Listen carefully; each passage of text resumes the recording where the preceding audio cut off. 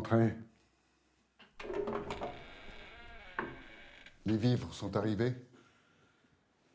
Non, Père Prieur, pas encore. Quoi alors? C'est frère Simon, mon père. Il est revenu. Bien.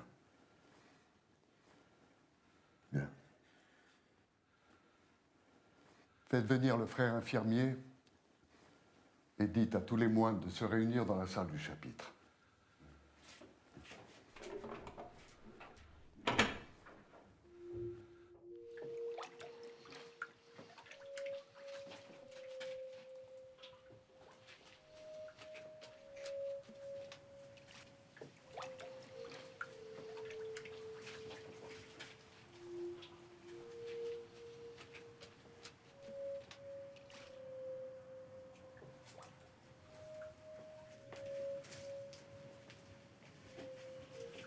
Le corps est sain.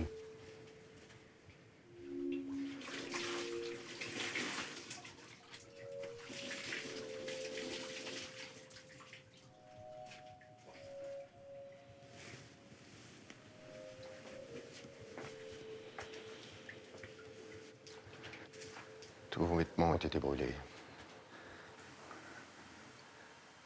Votre corps a beau être sain. À la place du prieur, jamais je vous aurais laissé rentrer.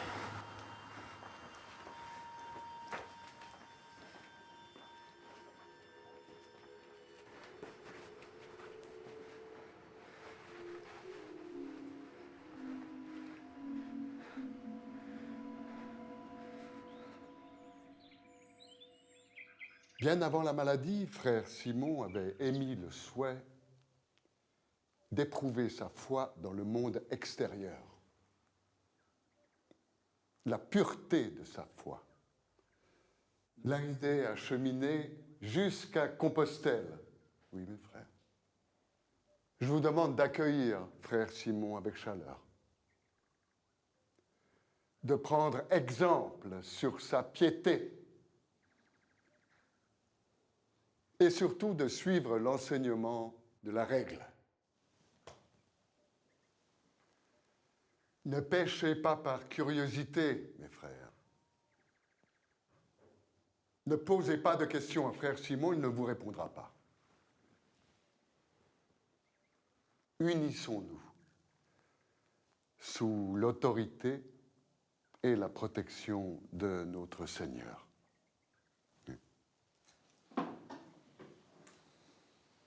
Au nom du Père et du Fils et du Saint-Esprit. Amen. Amen.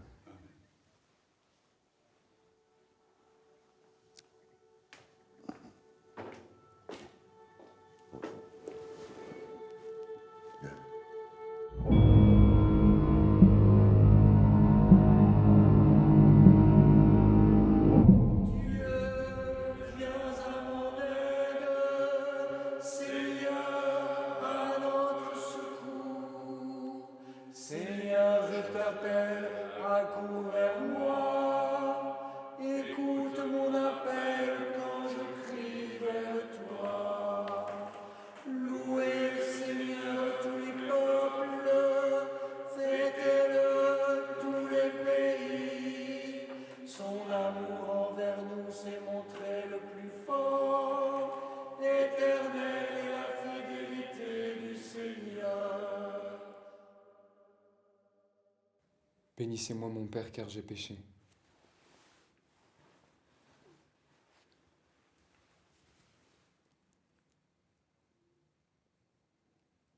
Père Prieur,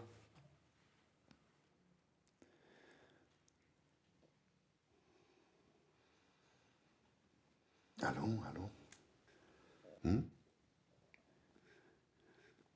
je ne suis jamais arrivé jusqu'à Saint-Jacques-de-Compostelle. Je n'ai pas pu, mon Père, croyez-moi. Le monde est devenu fou. J'étais persuadé qu'en rencontrant la misère, la souffrance des hommes, tout cela m'endurcirait. Mais quand j'ai vu les premiers corps déformés par la peste,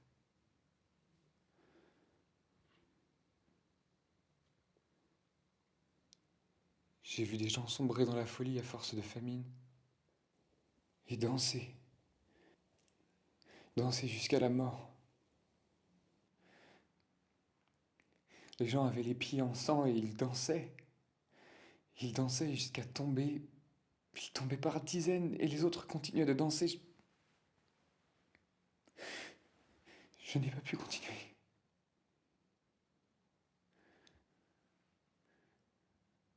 Vous ne pouvez pas vous imaginer ce qui se passe dehors, mon père.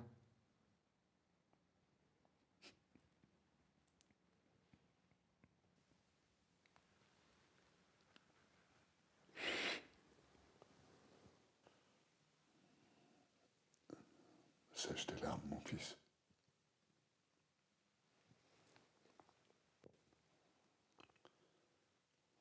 Ton aveu n'est pas vraiment une surprise pour moi.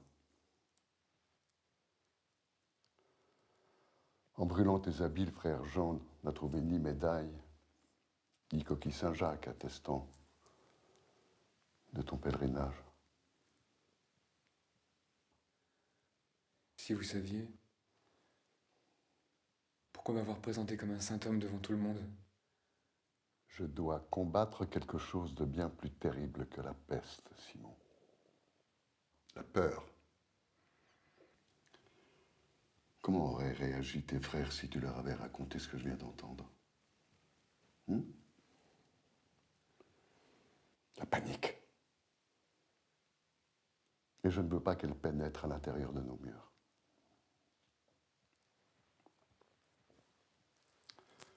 Dans ton retour, j'ai vu l'opportunité de réunir la communauté autour d'un symbole, d'un exemple. L'espoir, Simon. Aucune importance que tu sois allé à Compostelle ou non. Et la pureté de ta foi n'a jamais été mise en doute.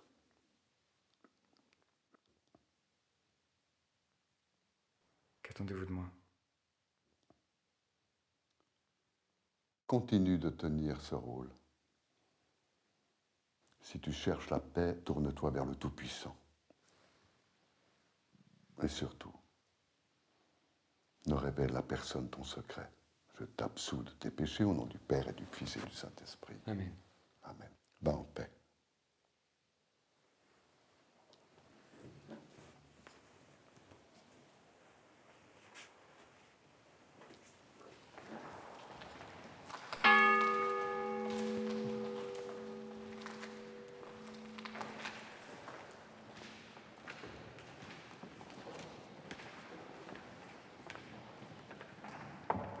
Nous t'offrons ce cantique, Seigneur.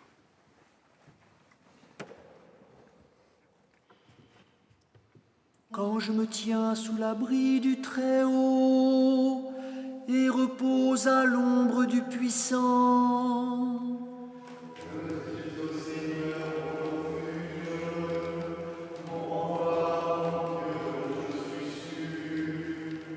celui qui te sauve des filets du chasseur et de la peste maléfique, il te couvre et te protège. Ne faites pas attention à la froideur de certains de nos frères.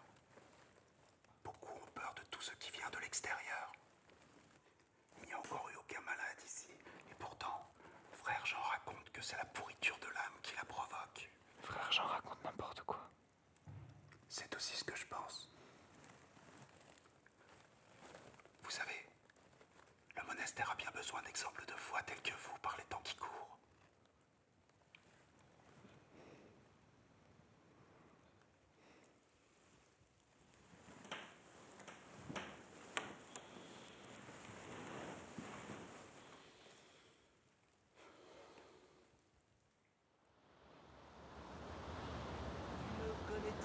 Ni les terreurs de la nuit, ni la flèche qui vole au grand jour.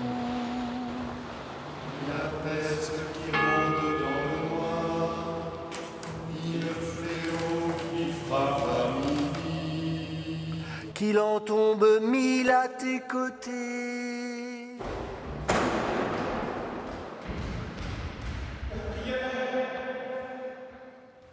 On s'est introduit dans l'enceinte du monastère. Un homme en haillons. Il a escaladé le mur.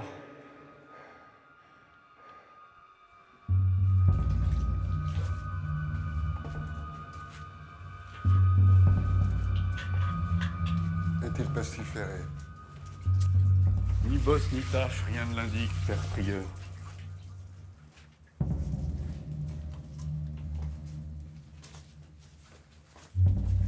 D'où viens-tu? Des bois. De quel côté, mon fils, nous sommes entourés de bois? On s'est installé dans une clairière près de la route de Tourneuil. C'est là qu'on a trouvé la carriole. On n'a jamais dû y toucher.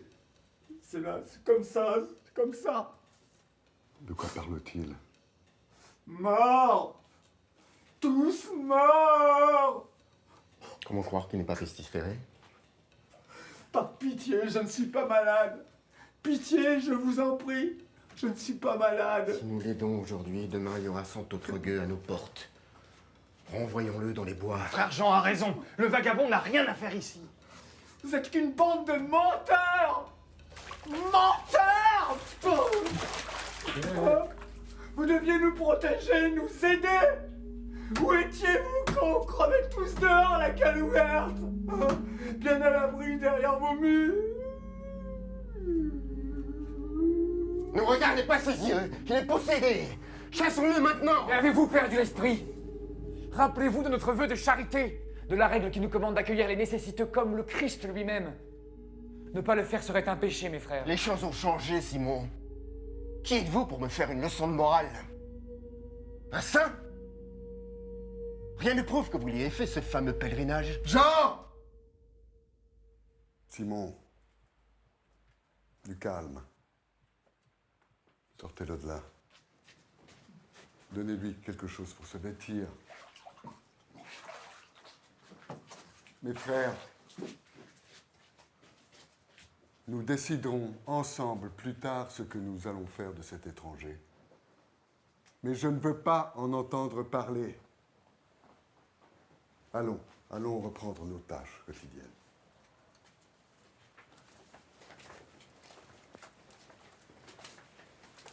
Merci.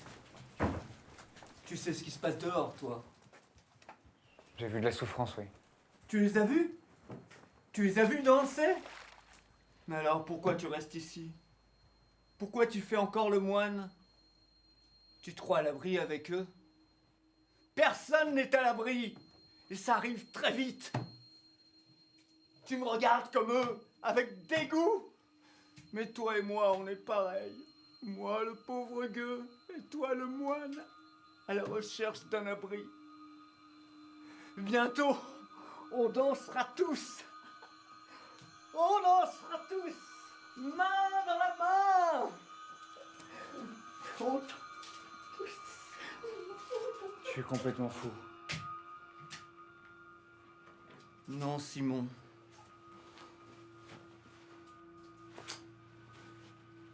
Je ne suis pas fou. Je suis un messager.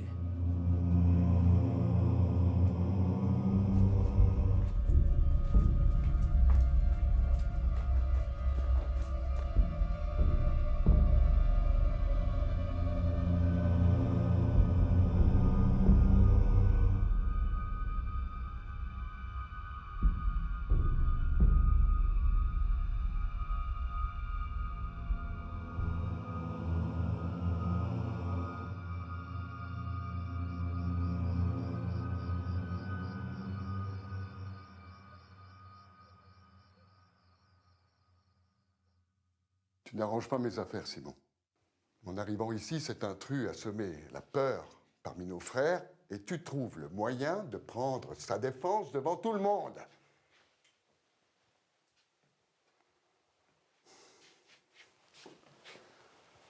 Je pensais que nous nous étions compris. Tu te comportes vraiment comme si tu étais tout seul, comme si tu étais sur les routes. Ici, c'est le monastère. Il y a des règles. Ce qui se passe dehors ne nous regarde pas.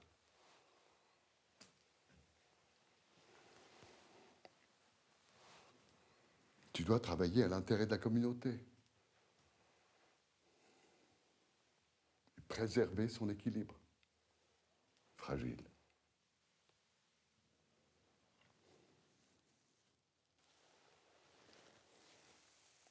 Pensez-vous que frère Jean puisse... Non, frère Jean, je m'en occupe, il ne parlera pas. C'est cet homme-là, hier, qui a parlé de carriole, de tourneuil. J'ai bien peur qu'il ne s'agisse de nos vivres. Et le prochain ravitaillement est dans plusieurs mois.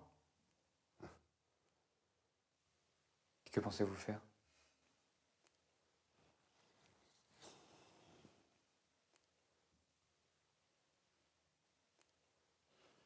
Tu vas aller aujourd'hui avec Marcus à l'abbaye de Tourneuil récupérer des vivres. C'est capital, Simon. C'est un service que tu rends à la communauté. Après ce qui s'est passé hier, ça redonnera confiance à nos frères. Pense-y. Très bien. J'irai. Oui.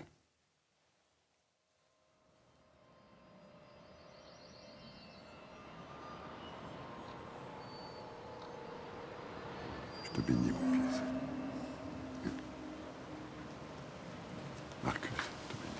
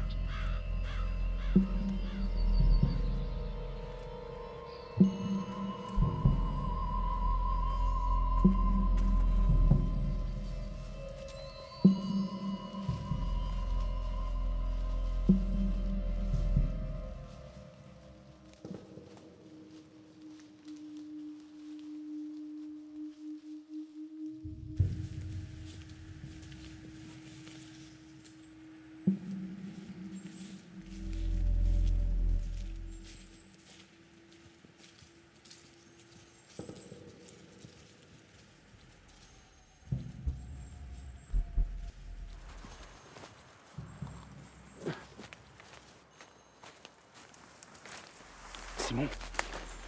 Simon? Tout est là. Je crois bien. Par contre, ça s'est cassé. Mais avec une branche assez solide, peut-être.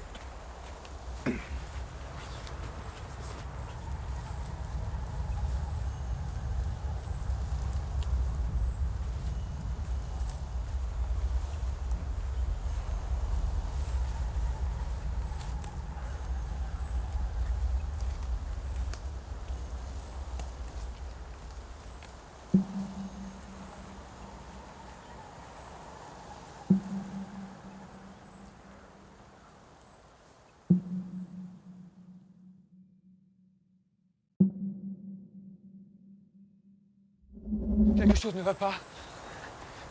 Il faut faire demi-tour immédiatement. Il faut à tout prix prévenir les frères au monastère. Mais les prévenir de quoi? Qu'on revient les mains vides? Simon, ça n'a aucun sens. Simon. Simon.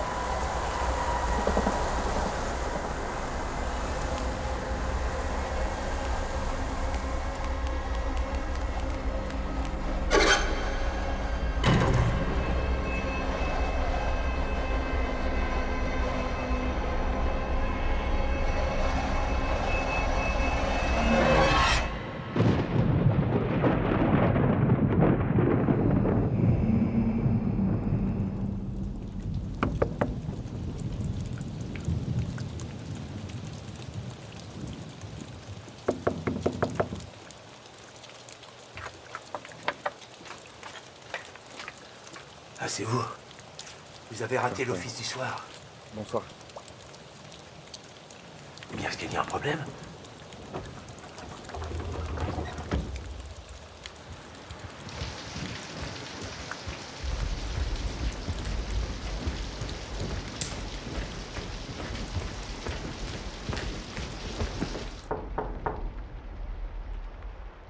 Mon père, c'est Simon.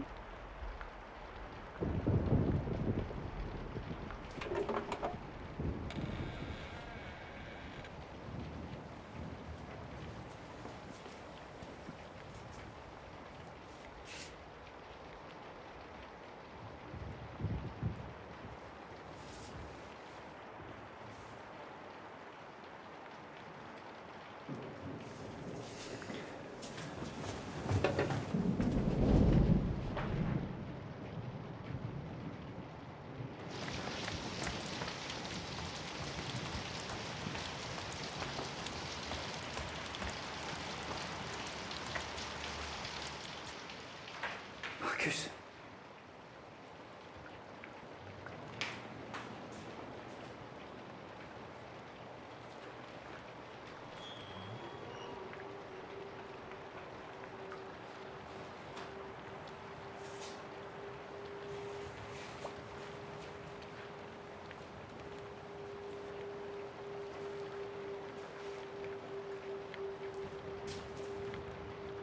Marcus. Marcus, réveillez-vous.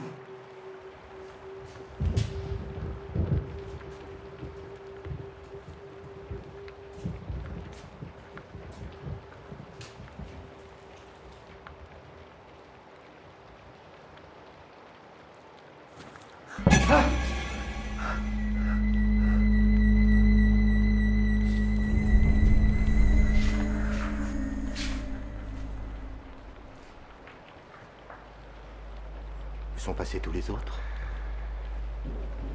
Je n'ai trouvé personne à la porterie. D'où venez-vous?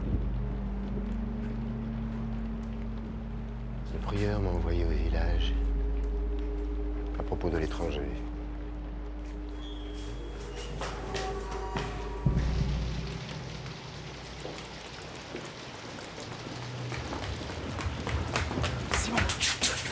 Marcus, c'est le frère portier. Dans le dortoir, J'ai trouvé ça dans le cellier. Écoutez-moi, Marcus. Ils sont tous dans le cellier. Marcus, Venez. attendez.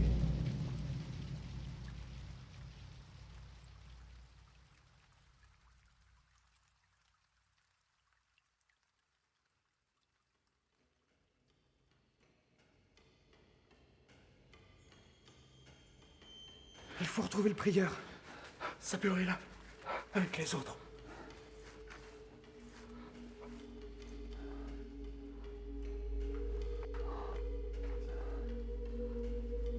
Simon?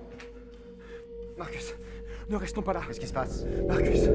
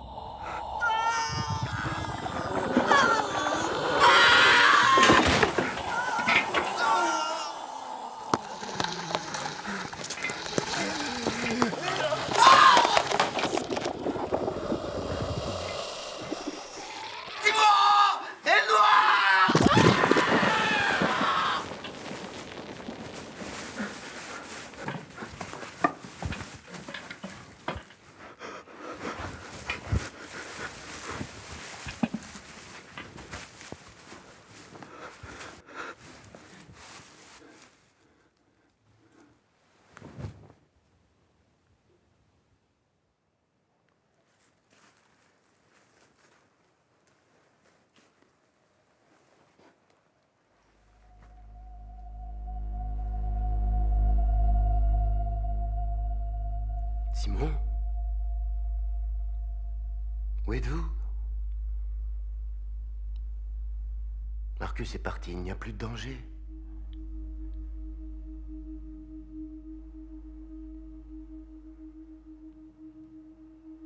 Venez.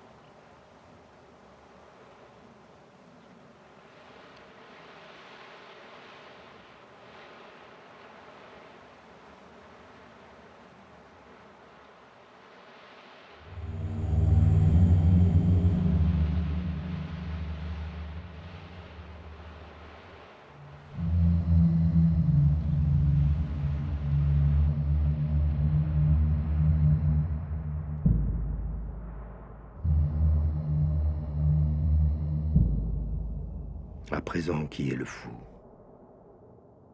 Le gueux qui réclame l'asile? Ou le moine qui se croit à l'abri? Il n'y a pas d'abri, Simon. Tu dois reprendre ta route.